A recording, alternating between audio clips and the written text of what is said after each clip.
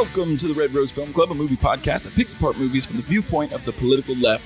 We love deconstructing movies almost as much as watching them, and wanted to share our conversations with our liberal, leftist, socialist, communist, Marxist, and Leninist friends. Hi, I'm Craig, and I'm with... Hey, I'm Hal.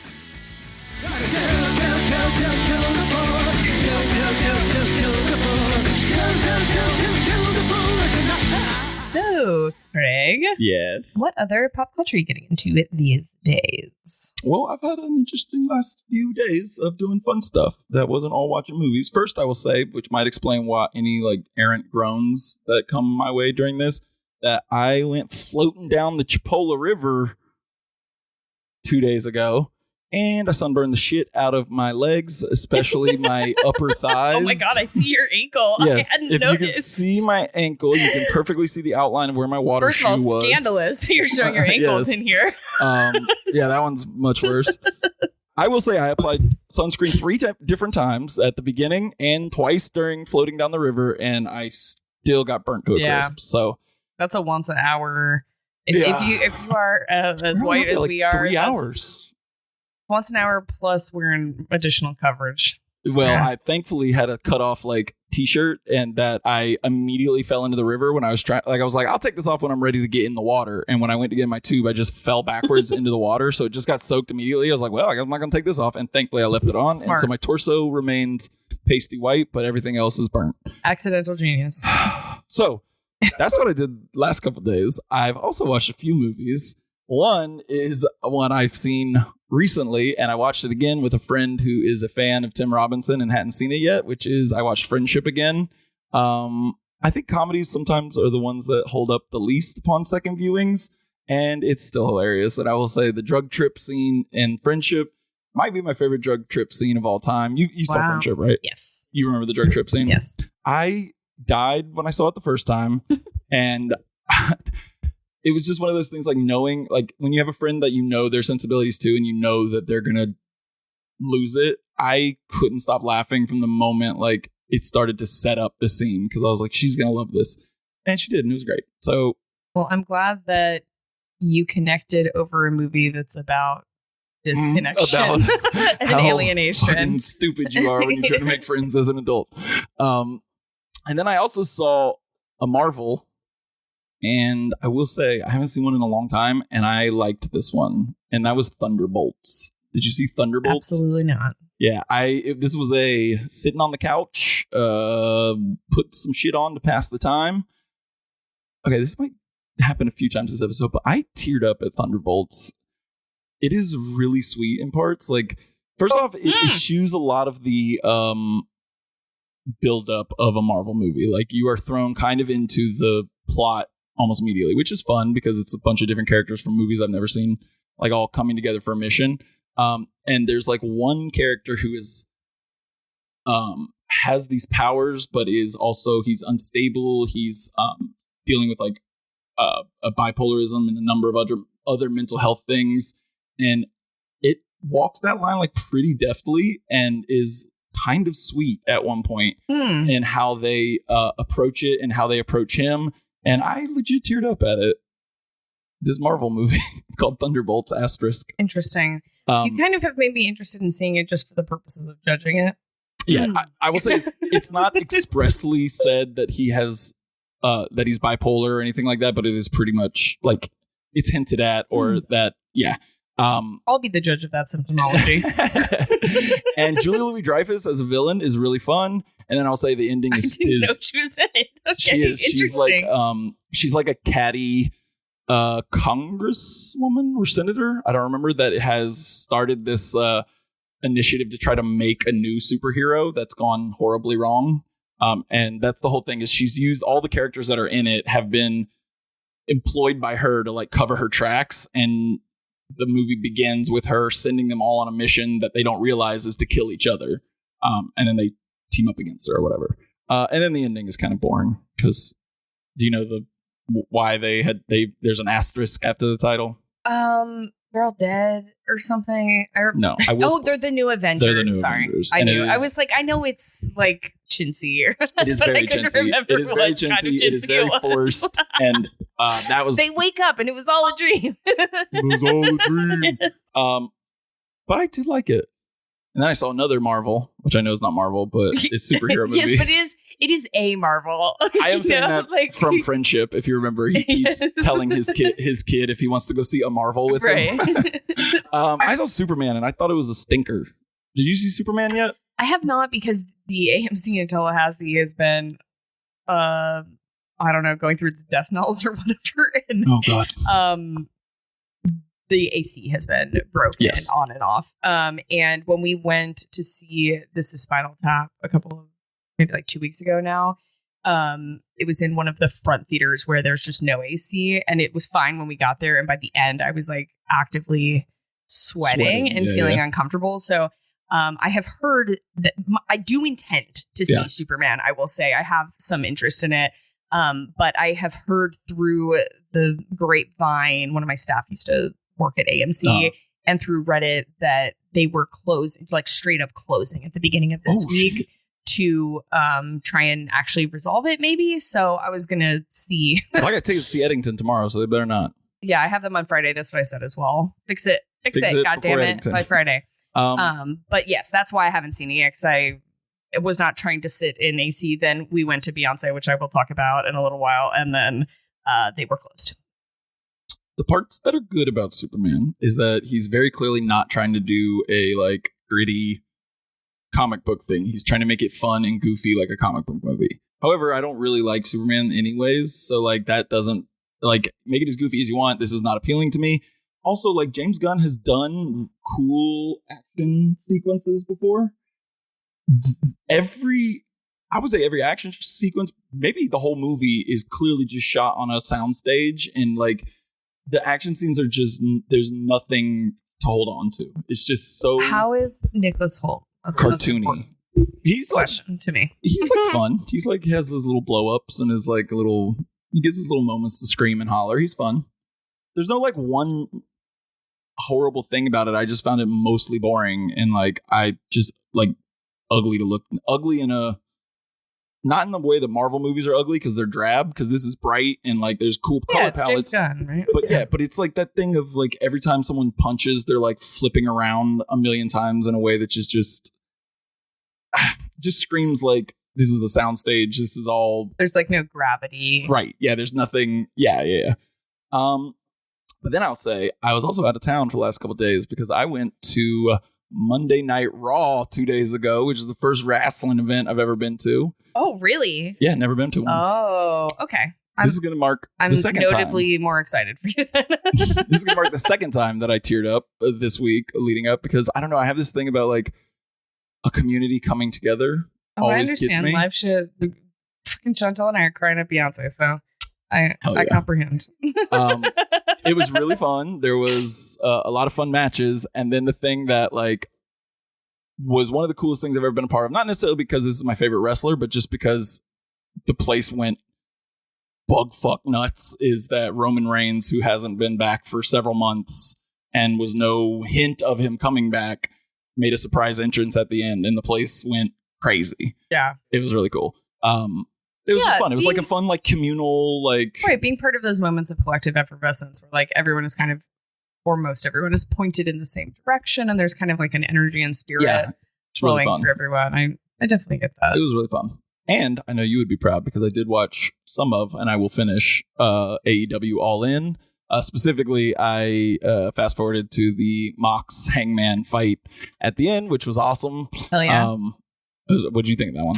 So it is one of the only matches that I caught because we were driving back from Atlanta on Saturday.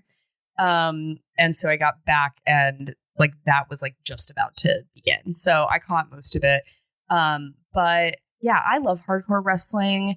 I like obviously the spectacle that is present in all wrestling, that is kind of the lifeblood of wrestling. Yeah. And I appreciate that hardcore wrestling takes that and injects real stakes into it. I mean, all wrestling has stakes because someone can always get hurt, but just having that spectacle be combined with like this undercurrent of threat is powerful. Oh, and an undercurrent in that one. Yeah. It was just, and I love Moxley. I mean, Moxley is my favorite wrestler, favorite currently wrestling wrestler. for sure. And Hangman Adam Page, it's been very interesting as someone that's watched AEW, like literally from the moment that it started, like went to Jacksonville for the press conference where they announced, like Tony Khan announced that they were creating it.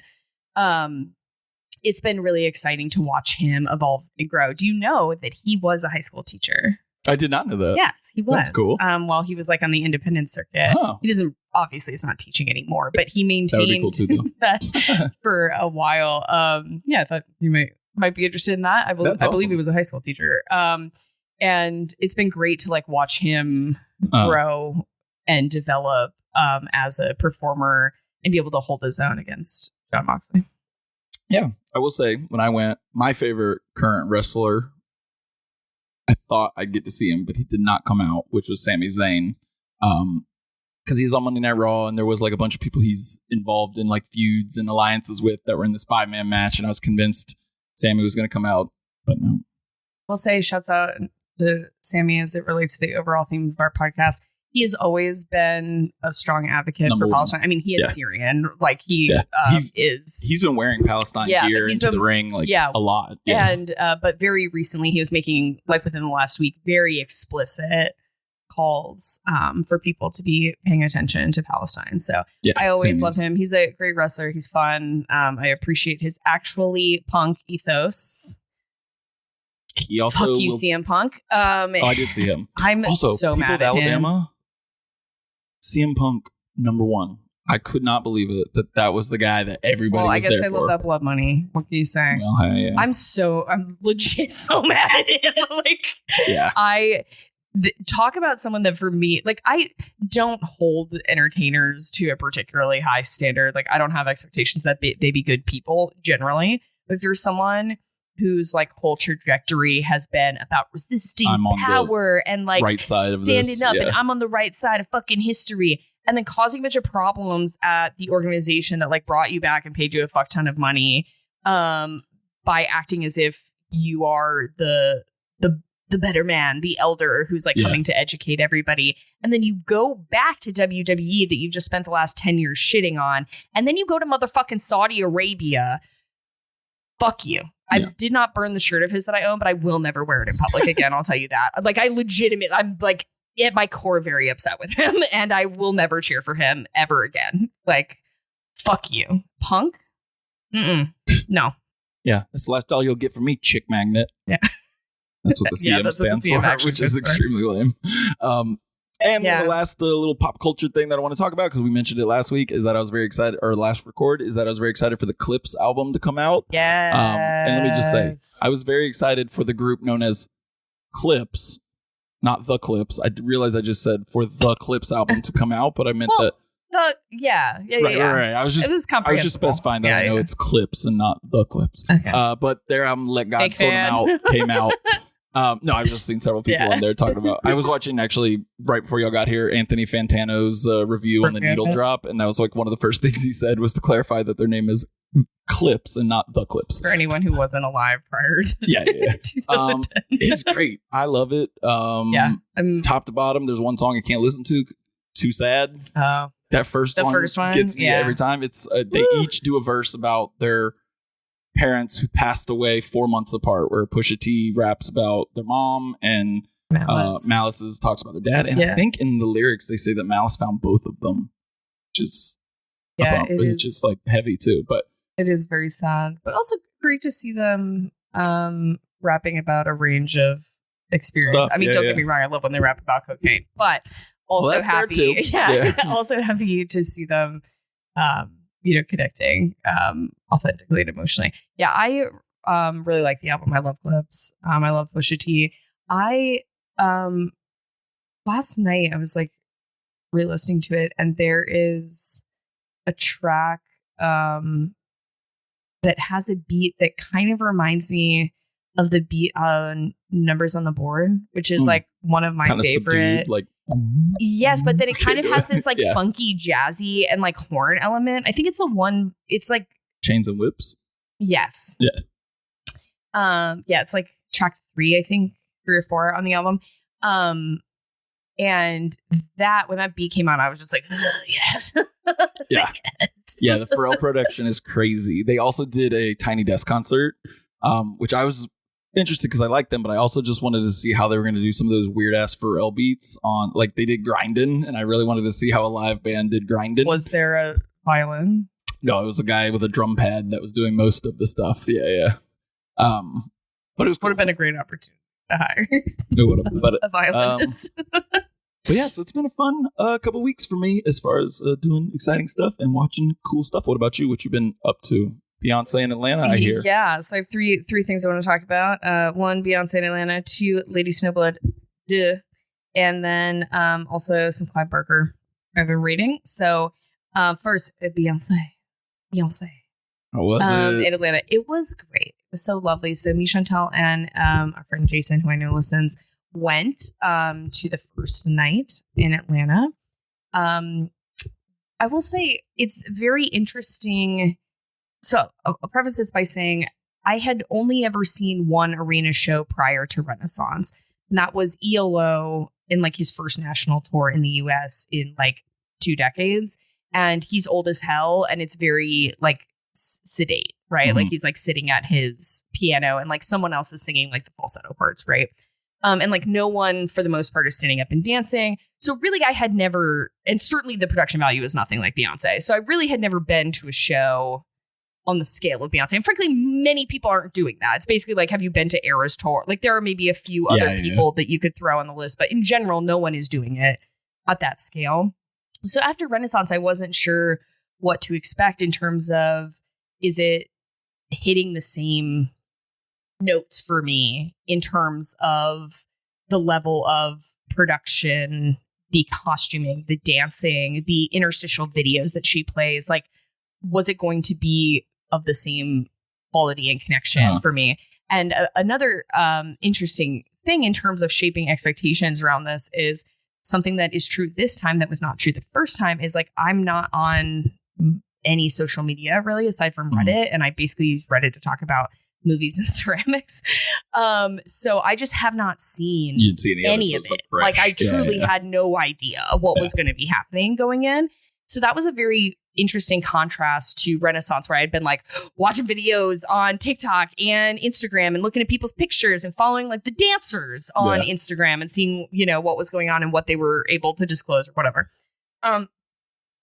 So it was great to be able to walk in kind of blind and just be present with what was going on.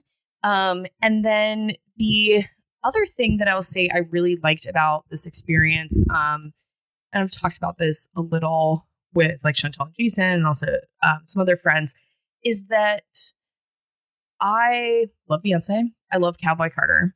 The parts of Cowboy Carter. That's what she's touring, right? Yes. Yeah. The parts of Cowboy Carter that I don't love. And I've said this on this podcast, maybe every single episode. So it should not come as any surprise that I feel this way. But I really don't like art that like beats you over the head with its intentions.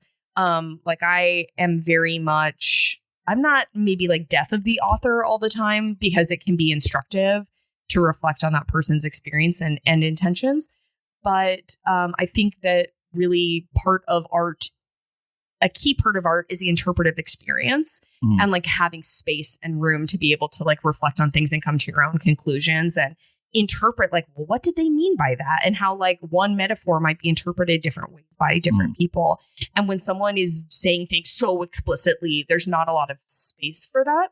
And I don't think that's necessarily true in most of her music on Cowboy Carter, but some of those like radio bits are very, very explicit. So like the one that I think is most notable is the Linda Martell radio hour. It's called, where she goes, you know, genre is a funny thing, isn't it? Yeah. And I'm like, yeah, girl, it is. You could have just made the album and not said that part. Well, and I think the thing that is hard for me is, and I understand in terms of external audiences, right? Like all the shitheads that have used like racism in a very limited perspective to box in Beyonce and other people who are doing the work and have been doing the work in those spaces that are much smaller than Beyonce and don't have the platform that she has, right? Because that's part of what Beyonce is doing here too, right? Is trying to like use her power to shoulder in room for other people who don't have the same leverage. But my thing is that those people aren't listening to the fucking album. People that love you are listening to the album. So I say all of that to say, while listening to the album, I just fucking skip that shit. I'm just got it. Thank you so much, girl. Okay. But a thing about the live performance of it is that when she performs Cowboy Carter, she performs Cowboy Carter. She performs the national anthem. She performs some of Renaissance. She performs some of her older work. She does little snippets of like Destiny's Child work. And all of it is being blended together, including in the costume design, which will be like club wear materials, butt chaps, right? Or in the interstitial videos that are combining like in a collage-esque way, Black women in music over the decades, or in the style of dance, which is like drawing on multiple different references simultaneously. This recombination and polysemic interpretation is so much more possible because it's just infused in what's actually happening. Whereas Linda Martell saying that on one track while I'm listening to it in my car and I'm only hearing her voice doesn't have all those other inputs happening simultaneously. And so I have a lot of respect for her ability to like plan things out in with such foresight, right? To say like, it's going to sound this way now. People are going to clip it and post it on social media. But also when I perform this, it's going to take on a whole other meaning. So I'm still going to skip that track.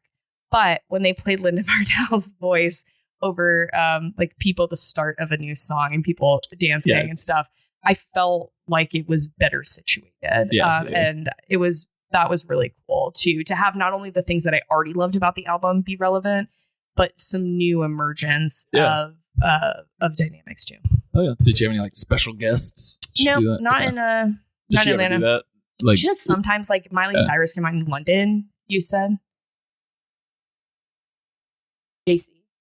Oh, Jay-Z came out night 3 in Atlanta. Wow, apparently. Well, things that's where the players play. that I don't fucking know from not being on social media because I wasn't present there physically. My world is like so much bigger and so much smaller. Since making these decisions, I have to say. Also, not on social media as much anymore. I wouldn't say not entirely, but I deleted Twitter and Instagram and all that from my phone. And you're right, it is nicer. Your world is both smaller and bigger at the same time. Yeah, I think it is actively made me a smarter person, or given more capacity for retaining my existing intellect, shall I say.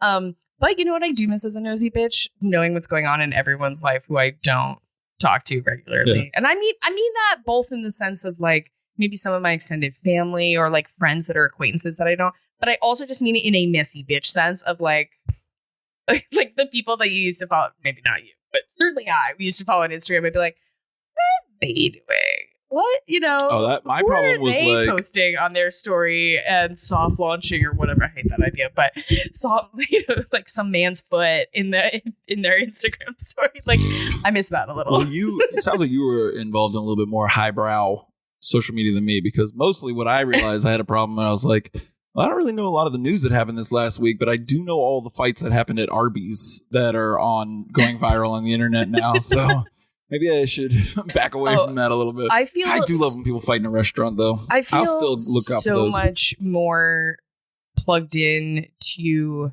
what is going. I feel way less plugged into what's going on socially, and I feel way more able to be intentional about my engagement with what is going on politically. Same. Because I'm not just being inundated by it 100% of the time. And also, like, I was just following like people like that I don't care about. Like I was like a lot of like actors and like see, that's that shit I miss. Also, I don't know how I'm ever going to schedule an appointment with a tattoo artist ever again. Say what? Tattoo artists, like exclusively fucking use. Like the person, I don't know why I'm not saying it's fine, whatever. The person that did my back and is currently in the process of doing my stomach, I have her email. So that one person, I feel confident I can be tattooed by again. But anybody else, I'm going to have to show up in the shop and be like, hello, this is not a walk-in, really. What I would like to do is schedule, but I don't have Instagram and I don't know how to do that anymore. Can I tell you that I just got a new tattoo Aging. and did a walk-in? Is it the one that's peeling on your arm? Peeling's a lovely word for it. This guy had a heavy hand. I could tell while When did it happen? Wait, let me guess. 8 days ago. Almost 3 weeks. Yeah. I knew while he was doing it, I was like, this is gonna, like, this is starting to look nice. You can still see where it's like, I would say a full 1 month afterwards and then see. The whole thing scabbed. Don't say it on mic, but I'm curious to know who. Yeah, I'll tell you afterwards. I wasn't going to say it. And actually, I will say they were very great. We had great conversation, all that. Yeah, it doesn't, to be clear, listener, it doesn't look horrible. It just looks closer to the under 2 weeks level of healing. And like, there's spots that are like, scabbed. The whole thing scabbed. Like, which is usually, it peels slightly and maybe a scab here or there, but the whole thing's scabbed. But anyways, so. Yeah, I am not currently in a place where, in terms of level of tattooing on my body, where I could see possibly doing a walk-in in another city if there was, for some reason, I was with a loved one and there was like some strong, compelling reason, but I don't have enough skin left to be doing things off the cuff. Also, like a lot of what I get is like traditional style that seems like you can go into most tattoo places and they'll know how to do that. Sure. And you're not have to be worried about. Yeah. And I definitely have things that have been walked in. I think I'm just in a place where I'm like, we'll need to plan. But given now that I don't have an Instagram, I simply don't know how I will do that when the time comes. But I got a few hours tattooing left on my belly and I ain't doing anything else. So that's God bless you, because that sounds awful. It sucks. I just want to say this to everyone out there. How many have you done? How many sessions have you done? Only one. Yeah. I was supposed to do another one shortly afterwards. And I woke up a few days before and I was like, nah, I don't think I have that in me. Damn. It is excruciating. Like, it is brutalizing. It's horrible. It's my whole, it's what conventionally called a gut buster. It's across my whole stomach. Oof. And I was like, I don't think that's it. So it's being finished in August. I'll say I think I tolerate the pain pretty well from tattoos, but I don't have any on my abdomen side. Yeah, chest, I'll just say that I've not had any problems with my arms or or legs. Back and stomach are. If someone tells you that, and they have their stomach or back tattooed, and they tell you that it didn't hurt, they're either one, a pathological liar, or two, psychotic and like a character from one of the Clive Barker novels I've been reading, and you shouldn't trust them either. Hey, what Clive Barker novels have you been reading? So segue. Yes, good job, bravo. Thank you. I a couple of days ago finished The Inhuman Condition, which is, yes, I saw it over there as well. I have the same version. I love the art on it. So this is volume 4 of the Books of Blood. Yeah. So it's the same short stories that are in the volume 4 of the Books of Blood.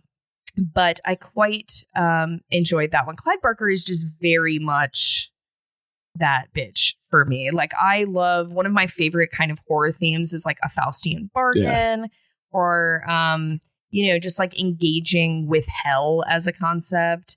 And then you add in like freaky sex stuff, and I'm like, yeah, that's my guy. Is this? I know. I think I've read this one. Is this the one that has the story with the guy with the knot? Yes, it's the first story. Midnight Meat Train, is that in here? Midnight Meat Train is not in there. Okay. But the first one is the guy who demons come out of, like a knot that he's unpuzzled. Yeah. There's also my favorite story in that one is about, it's the second to last one, I think, and it's about a guy who is trying to build like a Tower of Babel-esque situation to like coax the devil to come to Earth and like make treaty with him.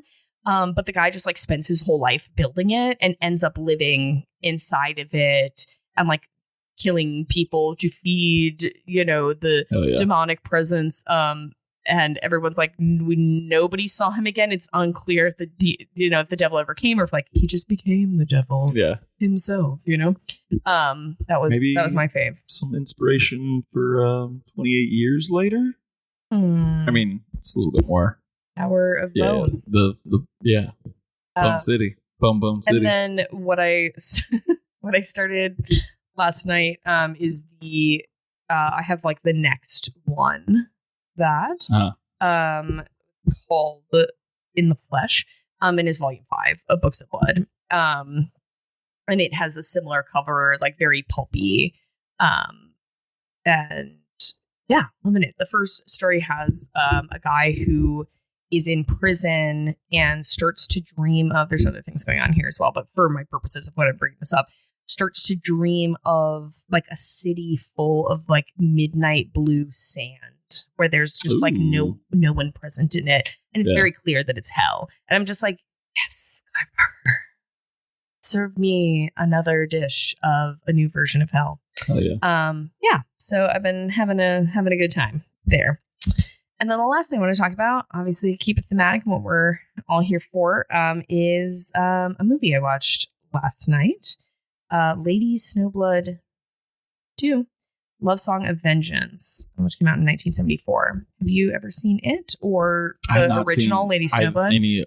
Any? Are there only 2? There's 2. I have not seen either. Okay. First of all, it's been on my list.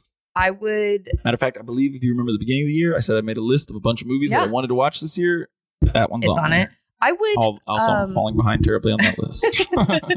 I would prioritize seeing Lady Snowblood. Yeah. It is definitely one of those movies that the first time I watched it, which is probably like maybe like 10 years ago now. And I have loved, Kill Bill Volume 1 especially is one of my favorite movies of all time.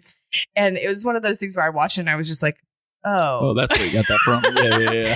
And not just like a little bit of it, like a lot of it. Well, I imagine from what I know about it, the Lucy Liu, Uma Thurman sequence at the end seems to be almost for sure. The end sequence of Lady Snowblood includes like a large scale fight within like a confined room where it's kind of like a gang, defending. But I say that saying, like, it does not in any way affect my love of Kill Bill. Like Kill Bill is definitely doing something different.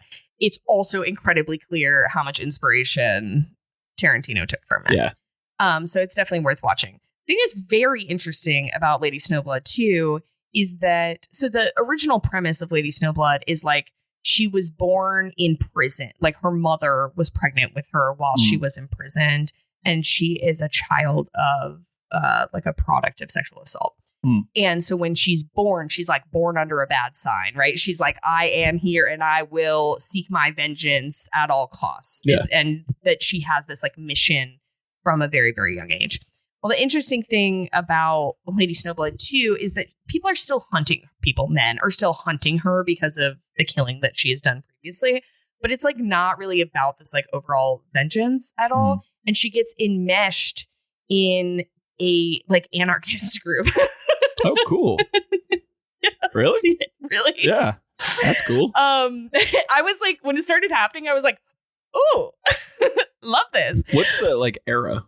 So I don't remember. It's been probably like over a year since I've watched the original. I don't remember an era being clearly defined in the original one. In this one, they very explicitly define that it takes place in 1905, which is when the Russo-Japanese War was happening, which also, I have to say, I'm not afraid to admit when I don't know something. I didn't know that that's a thing that happened. So that was a cool thing to learn. I like immediately spawned like 1,000 Googles for me of like, I gotta pause this right now because I got some shit to learn about. But no, it very explicitly is like, this takes place in 1905. So this movie focuses on her. She is essentially blackmailed by the secret police into assassinating a anarchist leader. But when she is embedded with that anarchist leader, she's sympathetic to him. And then it turns out that like a fisherman that she has been had some very vague, romantic interest, like making eyes at on the beach kind of thing, is the brother of the anarchist leader. And so she is also ready to continue her fight against male hegemony and have that also be directed towards the aims of anarchy. Also, there are just like foot fetish scenes in this movie. Man, Tarantino really did get everything from this movie. When it started happening, I was like, what?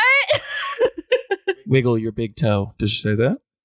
No, the anarchist is depicted like one of the first times it might even be the first time we meet him. He is like going to town on his wife's feet. All right. And I was like, all right. Yeah. All right. Here we go. Is it Rex Ryan? Highly recommend Lady Snowblood 2. Love Song of Vengeance. Also, I definitely recommend the original if you have not seen it. That's shooting up my list. Yeah. I need to watch it. That's been meant to watch it for forever. When you watch it, you'll be like, oh, this is a great time. Yeah. Like, it is not one of those movies, because there's lots of art that is like, I don't mean suffering in the sense that it's horrible, but like that you got to struggle with. This is not art you have to struggle with. It will be a good time. Yeah. I would also say the movie we're going to talk about is similar in that high concept, but boy, oh boy, is it fun, and you don't have to struggle with it that much. Yes. I didn't mean for that to be a segue, but it can be it's a good that's segue. Where we're at. Yeah, hey, go ahead. Well, then let's talk about it. Let's dive into the movie. We are going to start a new series, and we're going to return to South America, specifically Chile, to discuss the takeover of ultra-right-wing dictator Augusto Pinochet. In 1973, Pinochet, the commander-in-chief of the Chilean military, led a military coup in overthrowing the democratically elected and much beloved President Salvador Allende. Pinochet declared himself president in 1973. The next several years in Chile would be marked by significant political violence, in which Pinochet and his military junta disappeared, tortured, and executed thousands of left-wing dissidents. According to the commissions of 1991, 2004, and 2011, roughly 2,100 people were executed, 1,100 were disappeared, and 40,000 were imprisoned and tortured, and over 200,000 were exiled.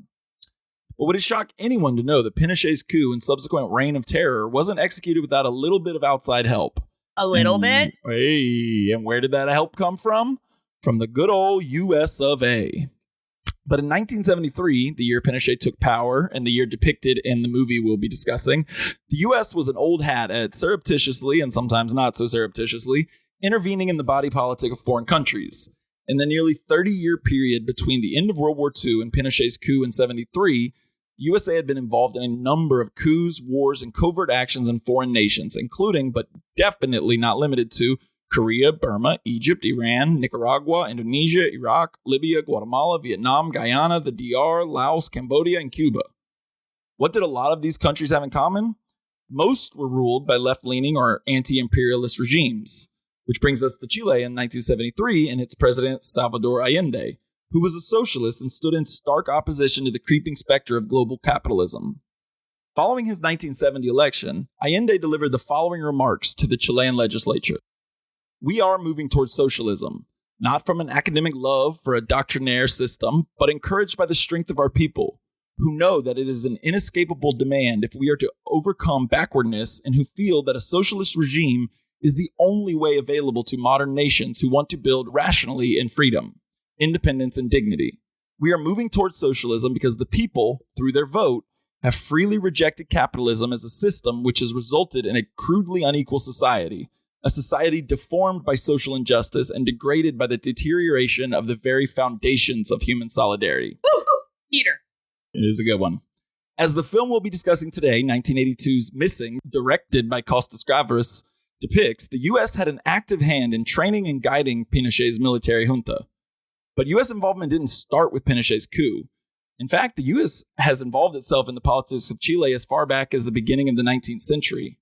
However, to really understand the United States' involvement in Chile during Pinochet's coup, we need to, unfortunately, reintroduce you to one of the great villains of the 20th century, and definitely of this podcast, economist Milton Friedman and his gang of dweebs at the Chicago School of Economics. Milton Friedman was a true blue capitalism pervert who saw pure, unfettered, laissez-faire capitalism free from government oversight or regulations as a natural stasis for countries to be built upon. In her book, Shock Doctrine, Naomi Klein described Milton Friedman and his ethos as follows. Friedman's mission rested on a dream of reaching back to a state of natural health when all was in balance before human interferences created distorting patterns. Friedman dreamed of depatterning society, of returning them to a state of pure capitalism cleansed of all interruptions, government regulations, trade barriers, and entrenched interests. Friedman believed that when the economy is highly distorted, the only way to reach that prelapsarian state was to deliberately inflict painful shocks, Only bitter medicine could clear those distortions and bad patterns out of the way. Friedman's tool of choice was policy, the shock treatment approach he urged on bold politicians in distress. In short, Milton's preposterous theory, for which he won a Nobel Prize, was to fix the world by going into countries that had a highly distorted economy, which almost always meant socialist-leaning countries who were rejecting capitalism and suffering from some sort of political turmoil, and then rebuilding that economy from the ground up in his vision of a capitalist utopia. And it wasn't just Milton Friedman. The Chile Project was the focus of the University of Chicago Economics Department, his mentor Friedrich Hayek, Hayek's Mont Pelerin Society, the Centro de Estudio Público, CEP, a Chilean think tank, and more. The academic and think tank apparati united forces in response to the dominance of Marxism in Chilean universities and the dominance of development theories of the United Nations Economic Commission for Latin America that emphasized import substitution, aka domestic production over exporting, and dependency theory, the idea that developing countries are disadvantaged due to the reliance on exporting raw primary commodities to industrialized nations. These people ideologically rejected that Chile should be anything but a playground for American firms. And those American firms, their financial interests were threatened. From 1971 to 1973, Allende nationalized banks and production. Though his two predecessors had started the process of nationalizing copper and expanding land reform, Allende accelerated these trends. 85% of banking was nationalized, 43% of cultivatable land was redistributed, and 500 companies were under state control by 1973. The capitalists had anticipated the threat. Before Allende's election, they realized their ability to oppress and steal from the people of Chile with impunity might be stifled, and so the bloodthirsty sharks thrashed around their weight. Donald Kendall, chair of the PepsiCo, called Nixon directly to ask for U.S. intervention in the election. The Business Group for Latin America, created by Rockefeller in 1963, offered $500,000 to the Chilean Congress members to block Allende's election because in Chile, the Congress had to confirm the election. The U.S. Senate Church Commission of 1975 identified that the U.S. had provided money to political opposition parties, private sector organizations, and anti-Allende propaganda leading up to the election. And when Allende was successfully elected, all these Cretans were ready to move. Now, what if these Cretans wanted to move on a country whose politics were fairly stable, like Chile, who until 1973 enjoyed 160 years of peaceful democratic rule, the past 41 uninterrupted? Well, by 1973, the United States had become experts at causing the necessary shock that would allow Friedman and his acolytes to introduce capitalism with a blank slate. In 1971, Nixon had used the Hickenlooper Amendment to suspend federal assistance to Chile, and then in 1972 passed the Gonzales Amendment, suspending loans, including loans from multinational lending institutions, to Chile. And in 1973, the U.S. saw their opportunity as Chile was undergoing large-scale inflation and political unrest as Allende attempted to shift the country away from capitalism and made policies centering on agrarian reform. Since the 1930s, a lifelong military man named Augusto José Ramón Pinochet Ugarte slowly began working his way up the ranks of the Chilean military until he was appointed commander-in-chief by Allende himself in 1973. Then, on September 11th, 1973, Pinochet launched his coup, flooding the streets of Santiago with tanks and guns. Pinochet's military surrounded La Moneda, the presidential palace in Santiago, and it was there where the democratically elected Salvador Allende died from a gunshot to the head. How exactly he was killed still remains unclear, as he may have died from military gunfire, but what's more likely is the fatal wound was self-inflicted, so as to save the people of Chile from seeing their president surrender to the junta. The intended economic impacts were lurking. The Chicago boys had written a market-oriented program called El Ladrillo, the Brick, even before the coup. But lawyer, journalist, and former Chilean ambassador to Argentina, Arturo Fontaine, recalls in his 1988 book that leaders of Pinochet's armed forces had a copy of that very text the day after the coup. And later, as a side note, Milton Friedman and Friedrich Hayek even visited Pinochet, and in Hayek's case, multiple times, with Friedman offering advice about how to get inflation under control, and Hayek publishing an article complaining about how unfair Western media coverage was of old Pinochet. Truly, nothing is too depraved for capital. I reiterate the words of Gary Webb, which I've said many times on this podcast. I don't believe in conspiracy theories. I believe in fucking conspiracies. But we're getting ahead of ourselves a little bit. Back to the coup. The coup that Pinochet wanted everyone to seem was a little bit more genuine than it was actually had quite a bit of help from the United States. Again, reading from Naomi Klein's Shock Doctrine, in the years leading up to the coup, U.S. trainers, many from the CIA, had whipped the Chilean military into an anti-communist frenzy, persuading them that socialists were de facto Russian spies, a force alien to Chilean society, a homegrown enemy within. In fact, it was the military that had become the true domestic enemy, ready to turn its weapons on the population it was sworn to protect. And in the days, weeks, months, and years following Pinochet's coup, his junta was responsible for unknown number of deaths, methodically killing anyone suspected of being a left-wing sympathizer. One of those suspected left-wing sympathizers was Charles Horman, a young idealistic American living in Chile when the coup broke out.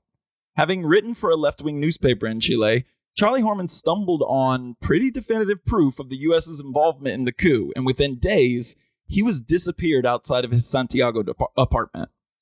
Costa-Gavras' film, Missing, tells the story of Charlie's disappearance and the desperate search by his wife, Beth, played by Sissy Spacek, and his conservative father, Ed, played by Jack Lemmon. So now that we've done some setup, let's dive into talking about the movie. First, initial reactions. I'll say I saw this several months ago for the first time, and you might remember I mentioned it in our What Have We Been Watching, and I loved it. I watched it again, and I loved it again. Had you seen it before? I had not seen it before. What'd you think? I really liked it. It obviously the political balance is different, but it kind of reminded me of Hardcore, a movie I love, 100%. In terms of that, like father that's got a bone that he will not let go of, despite kind of the whirling context around him that he doesn't really understand. And I appreciated that harmony. Like it's kind of rhyming, but it's singing a different song. Yeah. For sure. I love this movie. It is a political thriller that doesn't give you a lot. Like you're not going to have to sit through a lot of, setup and exposition. You're going to kind of uncover it as they uncover it, which is always like the best kind of thrillers. For sure. And it doesn't, we hear some things about claims that are being made by the newspaper, ideas that they're propagating. But Allende's name is never mentioned. Pinochet is only mentioned once, I think. It's but the intensity and import of what's happening, and that it is a military junta targeting left-wing activists or sympathizers is also not lost. So I think it strikes a very interesting balance where it's not necessarily fully advancing some kind of ideological message, but also those things aren't lost at the same time. Yeah. I do want to talk about the kind of the players, the big players, the cast, and the characters. But I also want to mention that these are two of the best performances in a movie. Two favorites of mine, Sissy Spacek and Jack Lemmon. Specifically, Jack Lemmon is just doing like amazing shit in this. He's so good. Like so his character is this guy who's like a true blue, American conservative, like ultra conservative guy that he's a Christian Scientist. He can't imagine a world in which he's a businessman. The U.S. model of capitalism has worked perfectly for him, and he can't imagine a world where the U.S. is doing anything untoward. So he's just there to find his son, and he knows the U.S. is going to help. And he is very convinced they're going to help. And basically the entire like crux of the movie is his slow, steady realization that they're not going to help. They caused this. They had a hand in it, and the version of America that he grew up believing in is not the one that he's living in now. And Jack Lemmon plays it just. He's brilliant in this. Yeah, I think he plays it very delicately and with a lot of empathy. And it's kind of one of those things where I'm thinking, again, in comparison to Hardcore, where like he is so, like, George C. Scott is so blustery and bombastic and big. And what Jack Lemmon is doing here is much quieter. Yeah. There's some really touching moments where, like, he begins to cry that I'm just like, I don't even know. Like, I'm trying to think of, like, when's the last time that a man that had that degree of, like, kind of prominence and career is, like, crying in vulnerable in a way like that. Yeah. So I thought that was really moving. I would say the other big thing, which is kind of adjacent to what you described, that, like, the America that he grew up in and believed in doesn't exist. There's also this, like, coterminous idea that there is a world where, like, American exceptionalism does not exist, right. Or at least it doesn't transfer its benefits onto individual people. Like, so many people in this movie say things like, well, we'll be safe. Yeah, they can't kill us. We're American. Yeah, like, is, including, like, Charlie's last words yes, to yeah, Beth. It's not even just his dad. It's, like, the people that are being directly disappeared in this movie say things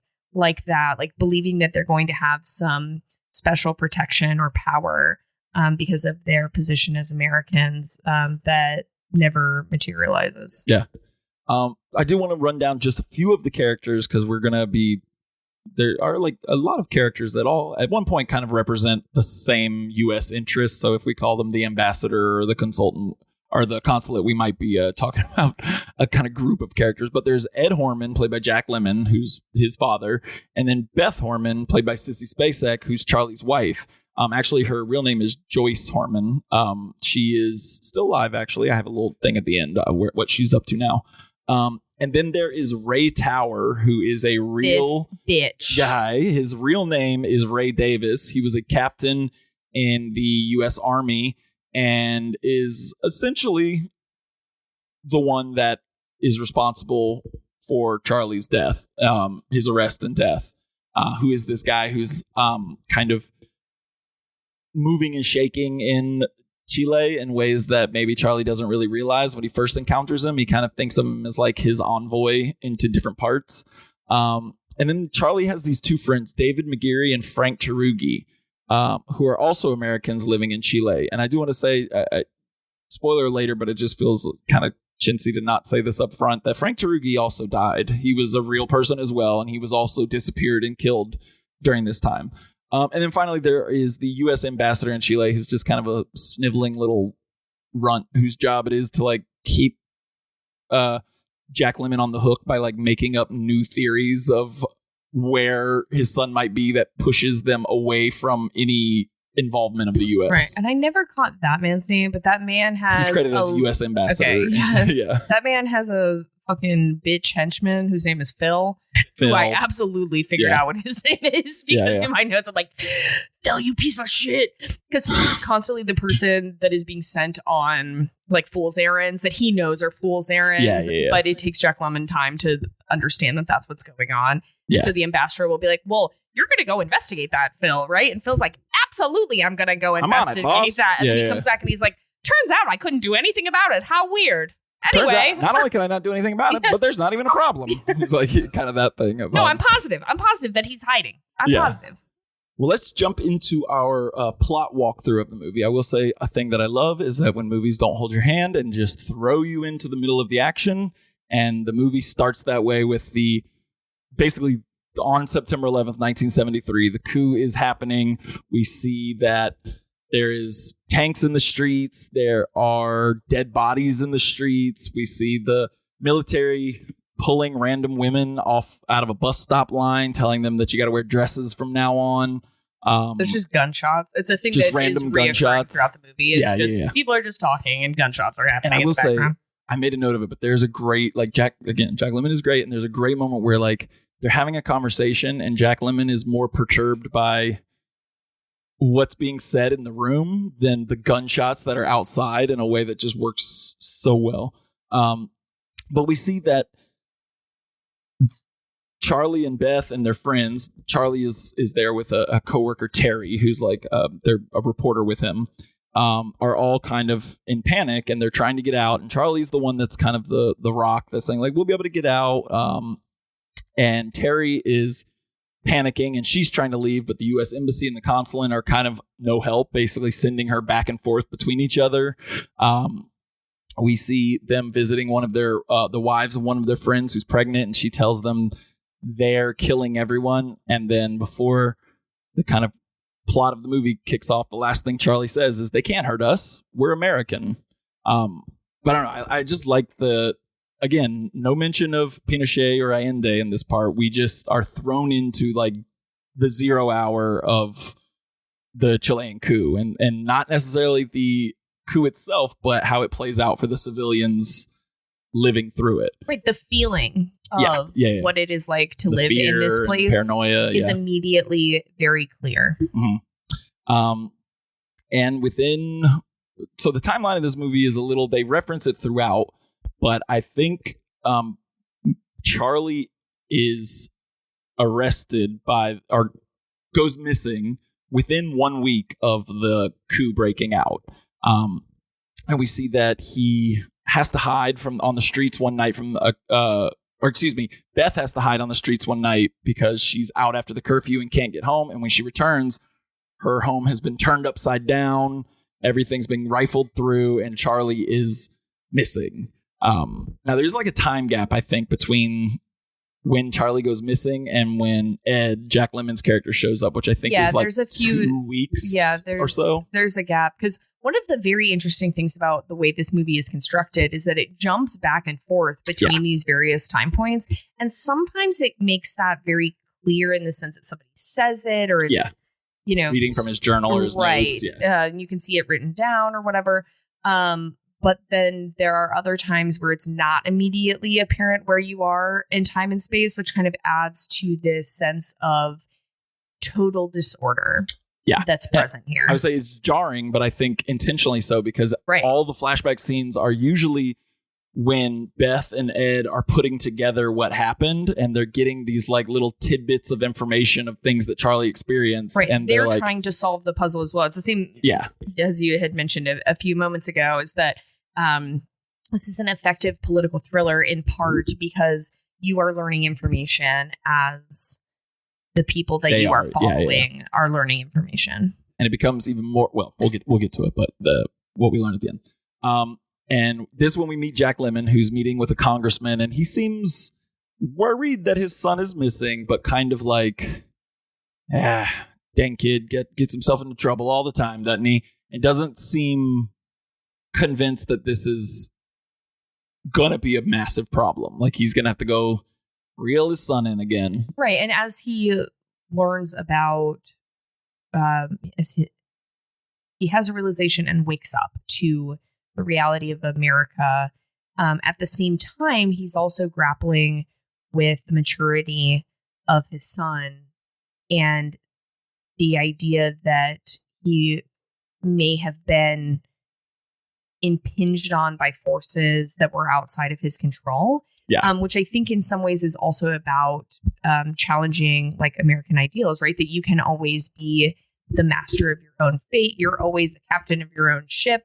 You're responsible. You'll pull yourself up by your bootstraps. And like the idea that there can be structural forces at play that are external to you that limit your ability to make your own decisions, live your life freely, etc., is like a key part of that realization. But it has implications beyond his like political understanding of America. It really fundamentally shifts how he understands the young people around him too, like interpersonally. Yeah, because he definitely has that like old guy thing of like, just keep your nose clean, kid, and you can't be like the first thing he says. Why did you just work? Why'd you leave? He's like obsessed with why did you leave the U.S.? Why would you do that? One of the first things he says to her when he arrives is, "What stupid thing did Charlie do?" Like basically putting all of it on him, and clearly has no like affection or pride in what his son is doing, because he also says that, "I'm starting to think that boy can't do anything except write idealistic novels that will never get published." He's like really shitty about like his son's pursuits and like his art and his writing and all this. And then we see him start meeting with the ambassadors and the consulates, and we get the first theory that they ride with pretty hard for the first half of the movie, which is that Charlie must be in hiding somewhere. He realizes that that he's in trouble or that he might be under arrest if he's found. So he's just hiding, which that's another great part of this movie is how quickly like Sissy Spacek's character entertains none of it and is immediately like bullshit. And Jack Lemmon's always like, oh, that's an idea. Any like comforting thought that he can run with. I think it's two things. I think it's comforting, but I also think some of it harmonizes with this preconceived notion he has about his son not having any attachments or responsibility. Because for him, he's like, yeah, he fucking moved to Chile and abandoned our family and is a writer and a journalist and isn't doing any of the things that I would consider to be responsible. Of course, he would abandon his wife without communicating with her. You know, it's like it fits with his definition of the situation. Yeah. And when that definition of the situation starts to crumble, he's able to open his perspective and be like, oh, yeah, you're right. Like he was very attached to all of you. He was not disaffected. He was not alienated. He would not have done this. It has to have been the environment in which he's embedded. Yeah. And also another thing I love about Jack Lemmon in this is there's no like one event that like is the thing that changes him. It's just each scene is a slow build where you get like just the tiniest hint of like his viewpoint softening or him like coming to sympathize with his son. He'll never say it, but you see it in like the way he'll interact or the way he said something to Sissy Spacek in the previous scene and now learning a little bit more. Saying the same thing, but in a softer way, where like he's asking a different question of the consulate. Well, then Ed and Beth meet with Terry, who regales them of where they were the night that the coup broke out, and this is basically what gets Charles on the U.S. and the Chilean military's list. Is that they're at this hotel where they kind of took refuge when the coup broke out, and by happenstance, they meet another American named Andrew Babcock, who tells them he's a CIA operative. And naturally, Charlie starts asking questions like, oh, you doing work here? You know, you involved in the coup? And the guy's just like being very braggadocious. He's like, oh, yeah. And the job is done. And he says he's like a Texan. Like, this character is very believable. Like, he's great. Absolutely some dumb fuck Texan. Because he speaks like French to him at first. And then he tries to speak back. And he's like, I'm from Paris, Texas, boy. Yeah. Nah, man. Yeah. He absolutely legible to me as like, especially in a world where military contractors are overwhelmingly doing a lot of the on the ground work. We know what's happened in the Middle East and Iraq and Afghanistan and such. I can just totally see like a CIA black site CIA operation that's supposed to be totally secret just crumbling because there's this a dumb fuck Texas guy who's like, oh yeah, it was me. I did it. And he tells them he is a contractor for the Navy, and he's working with a group called Mill Group, which he just simply describes as a U.S. military group.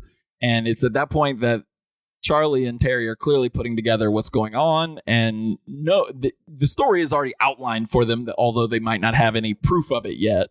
And then simultaneously in the present, we see Terry and Beth go to meet with Ray Tower, who's not only a war criminal, but a bit of a pervert as well. Don't trust a man named Ray. No, this is like one of the things that I really loved about the movie and ways in which I think like Costa-Gavras is very astute because like all of these forms of oppression and domination are interrelated, right? Like I would just say like, of course, a man who thinks that he's in Chile being a fucking rough rider cowboy who can do whatever he wants is helping lead the charge in a coup and secretly, engage in these clandestine organizing actions in order to protect U.S. economic interests. Like, of course, that man's a rapist. Yeah, who's going to walk in on Sissy Spacek in the bathtub. Yeah, of course he is a rapist. Perfect sense in terms of the way domination and oppression work and men believing that they can do whatever the fuck they want, whether that be interpersonally or with transnational interests. So that scene, though hard to watch, I thought was really powerful and is one of those like depth building scenes. Like it builds in a lot of nuance in a pretty short period of time. Well, they get their first big like breakthrough of what happened to Charlie when they start interviewing the neighbors that live across the street from them in their apartment. There's a great sequence where like the neighbors are arguing over whether it was a military truck or a civilian truck, and we see the camera kind of like blink out and replace as each neighbor's telling their version of it, kind of replace how many military guys there were and how many trucks there were, which I think is a great way to like show the shock of people, of civilians experiencing a coup, that you're gonna remember the big stuff, but maybe not the details. And the big stuff in this instance is that all of the neighbors remember seeing Charlie being let out of the apartment in handcuffs by the military. And then we see that one of the neighbor's daughters, who was visiting at that time, tells them that she got into a taxi just as Charlie was being arrested, and her taxi just happened to follow the truck that Charlie was in, and she saw the truck pull into the national Chilean soccer stadium. I do want to take just a moment to discuss that stadium, the Julio Martinez Pradanos National Stadium, and its role in Pinochet's coup, and how it went from a symbol of national pride to a symbol of terror under Pinochet's junta. Within the first days of Pinochet's coup, the stadium, along with a smaller stadium called the Victoriara Stadium in Santiago, were commandeered by the military and used as a detention center to house political dissidents. And it quickly became a site for mass executions. Again, from Naomi Klein's shock doctrine. Killing and locking up the government was not enough for Chile's new junta government, however. The generals knew that their hold on power depended on Chileans being truly terrified. In the days that followed, roughly 13,500 civilians were arrested, loaded onto trucks, and imprisoned, according to declassified CIA reports. Thousands ended up in the two main football stadiums in Santiago, the Chile Stadium and the huge National Stadium. Inside the National Stadium, death replaced football as the public spectacle. Soldiers prowled the bleachers with hooded collaborators who pointed out subversives. The ones who were selected were hauled off to locker rooms and skyboxes, transformed into makeshift torture chambers. Hundreds were executed. Lifeless bodies started showing up on the side of major highways or floating in murky urban canals. And these are all things that we'll see in the movie, too. The hooded collaborators, the bodies just floating outside of the soccer stadium. But I think the thing that the movie does really, really well is showing how that stadium became what it was, this center of concentration camp, for lack of a better word, for these political dissidents and anyone that might even be suspected of that, which we see, like, once we see inside this soccer stadium a few scenes later, we see that who is suspected of being a dissident is so random and not at all, obviously not a judicial process at all, but like just see random people being pulled out of lines, being hauled away. It's really haunting. And then in a few scenes, we'll get what I think is the best scene in the movie at the soccer stadium. Yeah. And like the waste of human capital, right? When we think about torture and degradation of humans, there's like the very explicit and clear like loss of dignity and harm that's being done. And there's also just like all those people are just sitting there doing nothing, like the absolute like lack of, in terms of a country beset by inflation and like productivity concerns or whatever. It's just like a bunch of people being prevented from contributing in any meaningful way, in addition to all the harms being done to them as well. It's just like against what y'all even claim to be trying to do here, right? We're going to see a lot of scenes between Ed and Beth and the American consulate and the ambassadors. When we see them again, we start to see that their concerns start shifting in like curious ways, whereas they're not so much wanting to update on the Charlie situation as they're very concerned with getting a list of Charlie's associates, which Beth is immediately like, no way, dude. And I just did an accident Full House. Oh, wait, that's You Got It, dude. Darn. All right. No way, dude. And there's a great sequence with Beth and Ed where Ed's like, why don't you just give them the names? And Beth is just exasperated and is like, because the second I do, they'll all be dead in the next 5 minutes. And then we also get the new theory from the American consulate that maybe, which is like, boy, history really does rewrite itself, that maybe this whole thing with Charlie disappearing was actually fellow leftists posing as the military to make the military in the U.S. look bad. It's like January 6th, man. We all know. That was just a bunch of interloper leftists. When I heard that one, I was like, oh boy, man, this is crazy. Like just the ways And I think something that's really instructive here is the way that Ed responds to it, which this is where he deploys that, hey, I heard that you guys have relationships with the secret police. Maybe you could use those relationships to help find my son. So it's an interesting transition point because he is starting to challenge their notions and present an alternative theory and recognize that power operates in ways that are different than what he anticipated. But he still is committed to American values and still thinks that they will save him. Well, I think in that first scene, I don't think I didn't feel like he was challenging it as much as he's like, I've heard about this. And if it's true, why don't you do it? It's that next scene where they bring him back and they meet again. And the guy's like, I had a few questions about your political opinions. What's this belief about us being involved with the police and the military? And that's where he starts. And then he starts like really pushing. I love that. Because like that scene where he's like, hey, the very thing that brought me here, y'all having the like secret police and the like moles in the military, like use them to find my son, not yet realizing like they're the ones that killed my son. And then when they bring him back and are like, that's when the first time they get real kind of aggressive with him. I'm like, hey, you got that wrong, buddy. I love that. That was great. And then I think the like what makes this movie work really well is the emotional like journey. Sounds really corny, but the emotional like journey of the relationship between Ed and Beth, who like Beth like wants to like Ed. You could tell that like she wants to like have a relationship with her father-in-law, and he's just so stuck in his ways that they can't. But as time passes, they have these like big blow up arguments that they both kind of soften to each other. And there's one that I really love that I think kind of outlines Ed. His whole belief is he says, he's like yelling at Beth and says, if you would have stayed where you belonged and committed yourselves to the basics, this never would have happened. And Beth says, and what are the basics? God, country, and Wall Street. And Beth says, I know. God bless our way of life.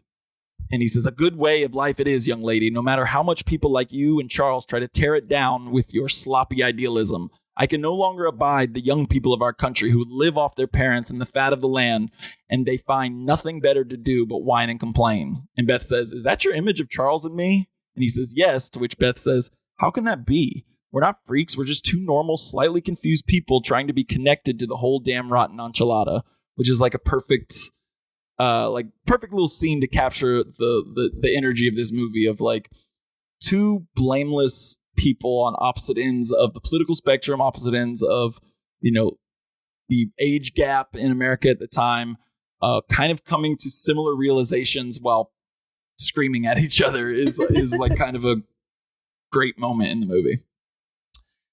And then we get to Frank and David. Poor old Frank and David.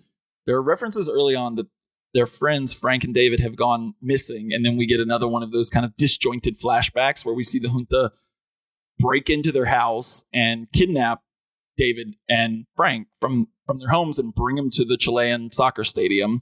And that's where we start to see like nothing too graphic, but clearly the horrors going on inside the stadium, you know, littered with dead bodies, a naked man like crying and bleeding, walking past them into like a dark hallway into what is surely his execution. And there's just like confusion. Like there's not discussion around why they're there, what's happening. There's no clear like ordering of people, right? Like this is just like a torture site. And that room in particular where they're kind of sitting together waiting and a man has walked past them to be executed, it's like very Abu Ghraib, right? Of just like a place that disorder is the order. Like the point is punishment and cruelty, and there's not any actual attempt for resolution or connecting people clearly to some actual threat, right? Like it's just round them up, sit them here, torture them, and then murder them. And death is the only possible outcome. Yeah. And then a really sad scene referencing what you had said earlier about the American characters who think that like, oh, we're American, we're untouchable. That like as Frank's being taken away, this is Frank Tarugi, who I mentioned in the beginning was killed, is being taken away. He's like, he's less scared than David and having that kind of like jovial thing. He's like, we're Americans. We'll be out of here in the morning. When we do, I'll get you breakfast. What do you want? And that kind of like camaraderie that they have when you know what's about to happen. And then we see them at the ambassadors again, where they try to separate Ed from Beth. And that's when he questions him about his political beliefs and things like that. And I thought that was really interesting, that he tried to separate Beth. And then I think what is Jack Lemmon's like best moment, and it's such a brief moment, is that he's done like appealing to them as like, this is America, damn it, like come on. And he starts like appealing to them emotionally, like as a father, like please help me find my son. And he's like on the verge of tears. And he says, I will absolve anyone of anything. Yeah. It's like, woo. And then the guy looks at him and doesn't say anything. And he goes, did you hear what I just said? And the ambassador very coldly goes, yes, I did, Mr. Horman. And in that moment, Ed realizes that this is useless. And he doesn't even have a line. He just goes, oh. And you can tell in that moment, he realized like even his most desperate of pleas is just falling on deaf ears. And it's brutal, but he's so good in it. Yeah, this is another place where I see analogy between this movie and hardcore, which is like the role of faith for the father, and like the idea of some ultimate investment that things will, one, resolve themselves and wind up with things being okay. And then two, like the response to when that faith begins to shake in the ultimate outcome, if that also affects their kind of religious perspective or the degree to which they're holding on to their religious belief. Yeah, which I like that we see he's got, he's a Christian Scientist, and faith is the thing that is driving him almost entirely. It's the reason that he talks to Beth so shitty a lot of the times, because he just has this unending faith that everything will be okay. And then the scene where I forgot the name of the couple or the woman, but the pregnant woman, where they watch the home videos that they took. I really like that, because it was the first time that Ed sees his son like not as a like liberal hippie burnout that just wanted to go live in a foreign country, but like sees him interacting with and like making his friends laugh and all these things. And you can see in Jack Lemmon's performance the way he thinks of his son is starting to transform a little bit. But you can see his son through somebody else's eyes. Yeah. That he's not just the fuck up that he thinks he is or accuses him of being. And there's also a great one where one of their friends, like, because he's being led to believe that Charlie was some sort of dissident, like some sort of voice. And one of their friends tells him, your son's not what they told you. He's a political neophyte and he's scared of violence. Like, he's just a guy that has like opinions and ideals. He's not some leader against the military. And then their friends also talk about, which we see throughout the movie, but then it starts coming into starker focus of the many times they warn Charlie to stop taking notes and journaling so much. Because like as he's uncovering this, he's writing down everything, which is what helps them piece everything together. But also we can take it that's what contributed. Probably what got him disappeared was someone came across that. So after he meets his friends, he gets to go to the National Stadium. Beth and Ed go to the National Stadium to try to appeal to see if any of the people being held there. And it's short, but Jack Lemmon is so good in this. First, he tries to speak into the microphone and just his voice falls out and he can't do it. And he has to hand it to Beth to do it. And then she can't do it and hands it back. And his voice is just falling apart. And he sees one guy moving in the crowd and just becomes so convinced that that's him just because he's moving. And you see the like desperation in his eyes. But yeah, did you like that scene? Because I thought I loved it. I did. Yeah. And I think that the contrast between the sincerity of Beth and Ed, and then that the person who runs up like is a man who's clearly been in prison there for some time and is like basically making a joke because he has no hope and everything is lost to him. So the emotional contrast there, I think is really effective. And then we get the two big scenes where stuff really starts to fall into place. They interrogate this witness who didn't see this, but his friend did. He saw Charlie being taken out of the stadium and then back into the stadium. And this goes to direct contradiction of what the U.S. embassy had been telling them. And then we see again when they really start digging through Charlie's journal what they learned when he interviewed the drunk Texan Babcock, and basically that the coup went well. He also introduced him to Colonel Patrick, who was partly one of the ones involved in training the military junta, and that he also tells him that Bolivia is next in his journal, which, for those uninitiated, Bolivia is undergoing similar coups and revolutions at this time, and also received intervention from the U.S.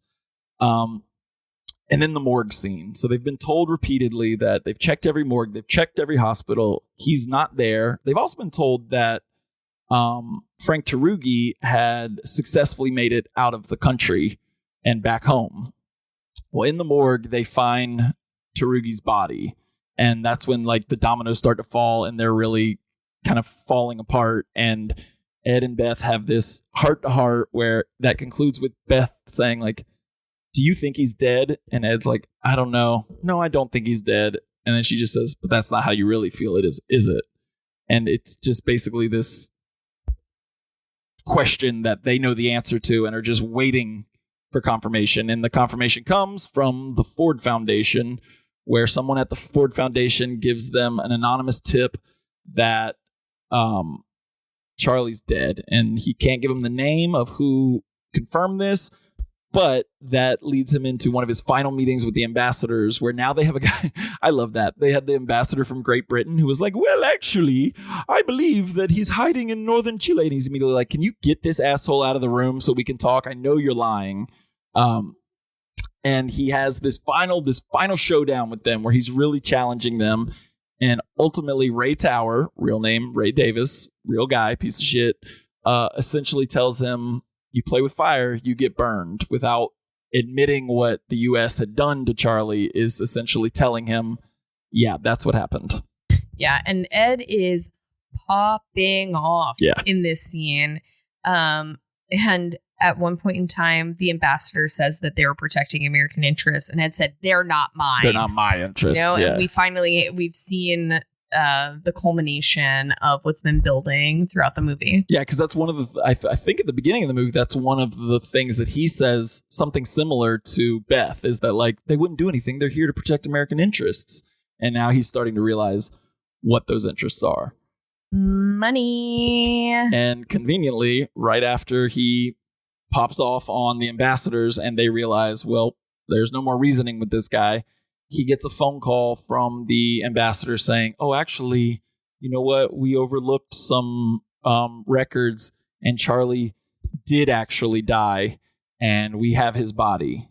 And also you're going to have to pay $900 for us to send it back to America, which is crazy. Those motherfuckers. Yeah. And what we learn is that Charlie was killed on September 18th, I believe, just 1 week after the coup broke out and just a couple days after he was initially disappeared from his own apartment. And I thought the ending and Ed's final line is really brutal, because he says on the way out, he says to one of the ambassadors that he's going to sue him and he's going to prosecute him. And he says, I just thank God we still live in a country that will throw people like you in jail. And then the voiceover immediately says, 11 U.S. representatives were sued, but the case was dismissed. So, like, even in that moment where everything's come crashing down for Ed, he's still like, it's America, baby. I'm going to get my justice one way or the other. And he never does. I do like that Kissinger was included in the suit. Yes, he was. The only other person that they mentioned by name. Yep. I was like, piece of shit. One of the quotes I think Kissinger said was that something about Chile is shaped like a dagger at the heart of South America. Basically, when he was talking about their socialist regimes that needed to be stopped. Well, we know that American interests cannot allow any place to be unplundered by capital. It's God's will. It's a manifest destiny, as it were. So that's kind of where our movie ends. But I do want to just give a brief postscript on the players and what happened. For years afterwards, the U.S. denied any involvement or knowledge on the murders of the U.S. citizens Charles Horman and Frank Tarugi in Santiago, Chile. However, in 2000, a number of previously classified documents involving U.S.'s involvement in South America were declassified, including information that shed light on the deaths of Charles Horman and Frank Tarugi. One of those declassified documents states, U.S. intelligence may have played an unfortunate part in Horman's death. At best, it was limited to providing or confirming information that helped motivate his murder by the GOC, the government of Chile. At worst, U.S. intelligence was aware the government of Chile saw Horman in a rather serious light, and U.S. officials did nothing to discourage the logical outcome of the government's paranoia. And at worst, this is not said in the document, the U.S. might have actively been the ones to disappear and execute him. Well, and I mean, at minimum, what we said in the intro, like that paranoia was intentionally stoked and facilitated by U.S. operations in order to further U.S. economic interests. Yep. So something else I would like to say in here that kind of is the culmination of many of these things and connects to some themes we've talked about in the podcast before. I've talked many times about structural adjustment policies and the idea that like international banking is tied to the way that the way that various nations' economic systems are set up. And that's done through coercion and through incentivizing by international banking bodies. And this whole period of time is the setup for Chile being coerced into shaping their economic system. And that's like obvious in many of the things that we've stated, but explicitly as part of that, international banking organizations said, we will not give you additional money unless you do this, because the U.S. said none of our assets can be used if you're not in any of those banking arrangements and lending arrangements, if you're not doing what we want. So there's all the stuff that we just talked about in terms of the immediate impacts, Allende being overthrown, socialism, the first democratically elected socialist president being overthrown, all this death, all this murder, and then all of these extremely long-term ramifications for the economic system of Chile. And was anyone held responsible for their deaths? Kind of, but it won't be that satisfying. In January 2015, two former Chilean military officials, Colonel Pedro Espinoza and a civilian counterintelligence agent named Rafael Gonzalez, were sentenced for their roles in the murders of Charles Horman and Frank Tarugi. Espinoza received a 7-year prison sentence, and Gonzalez was given 2 years police supervision with no prison time. Despite Ed Horman and Joyce Horman, named Beth in the film, publicly implicating Secretary of State Henry Kissinger and Army Captain Ray Davis, Ray Tower in the film, no U.S. officials were held responsible for the deaths of Charles Horman and Frank Tarugi. Joyce Horman is still alive and runs the Horman Truth Foundation, which continues to seek investigations into her husband's death, and Ed Horman died in 1993. So yeah, this movie, bummer for sure, but exciting and fun of a bummer. I love this movie so much. I was, it's getting a little crazier for me around these parts, so I was thinking of redoing my top 100 movie list because I'm living a bit of a wild life.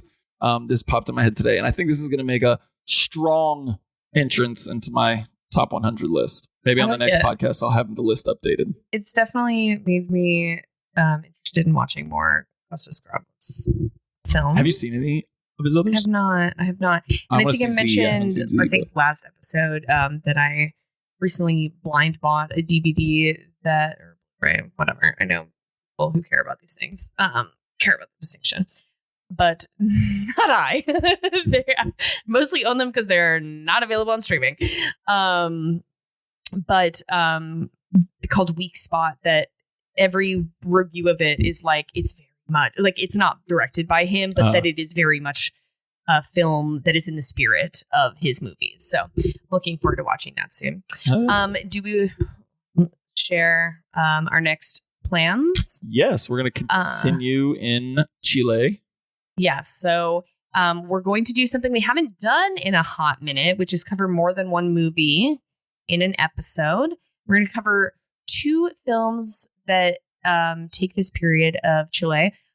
through a horror lens, one of which does so in combination with animation and stop motion, and is more of a pure horror in tone, and the other which takes up a horror comedy.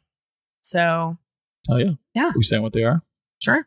El Conde is the horror comedy, which sees Pinochet as a vampire.